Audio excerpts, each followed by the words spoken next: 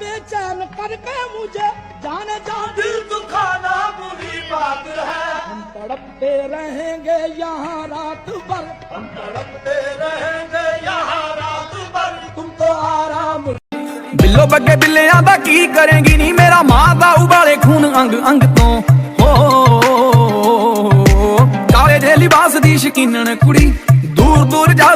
कत्ल बाजार में हो चुका हूँ, फिर भी तू मेरा कातिल नहीं है। बेवफा तेरा मासूम चेहरा भूल जाने के